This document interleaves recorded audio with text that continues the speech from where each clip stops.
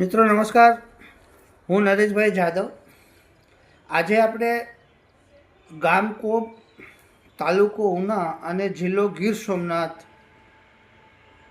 અંદર જે ખેડૂતના ખાતામાંથી જે ભ્રષ્ટાચાર કર્યો છે, જે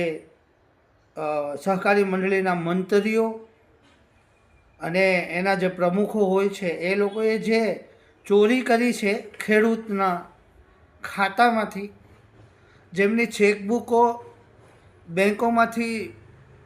ખેડૂતના નામે કઢાવી આવે, જે અભણ ખેડૂત હોય એમના નામની ચેકબુક કઢાવી આવે, પછી એ ચેકબુકની અંદર પૈસા લખી અને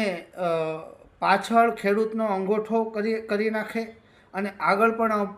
ખેડૂતનો અંગૂઠો લઈ અને પછી એમ કહેવામાં આવે છે કે તમારા બેંકના ખાતામાં જે તમારો કરજો છે, જે તમારું લેણું છે એ મંડળીની અમારે નવા જૂનું કરવાનું છે। આ નવા જૂનાના નામે લાખો ખેડૂતના ખાતામાંથી, હું ઉદાહરણ ખાલી ગીર સોમનાથ જિલ્લાનું જ કરીશ, કારણ કે આખા ગુજરાતની અંદર તો ઘણું બધું હશે, પણ મને જેટલી ખબર છે કે ગીર સોમનાથ જિલ્લાની અંદર જે તાલુકાની અંદર ને જે ગામડાઓની અંદર ને જે ખેડૂતના જે ખાતામાંથી જે પૈસાની જે ઉછાપત થઈ છે અને એ ઉછાપત કરવાના જે કરવાવાળા જે લોકો છે એ મંડળીના મંત્રી હોય છે, પછી મંડળીના પ્રમુખ હોય છે। દરેક ગામડાઓની અંદર જે પણ જુનાગઢ જિલ્લા સહકારી બેંકની જે શાખાઓ અને જે ખોલેલા છે, જે બેંકોની અંદર પોતપોતાના તાલુકાની અંદર એની બેંકો ખોલેલી જ હોય છે, જે વધારે પડતા જે કૌભાંડ અને વધારે પડતા જે ઉછાપત થઈ છે એ ખાસ કરીને ગીર સોમનાથ જિલ્લાની અંદર થઈ છે, જુનાગઢ જિલ્લાની અંદર થઈ છે। કારણ કે જ્યારે અમારા ગોપાલભાઈ ઇટાલિયાએ પણ ઘણો બધો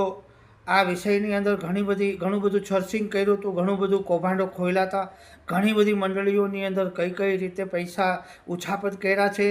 બેંકના ચેક દ્વારા કર્યા છે। તો આ રીતે જે બેંકમાંથી જે બેંક મેનેજરો જે ચેકબુક અભણ ખેડૂતની આપી દે છે,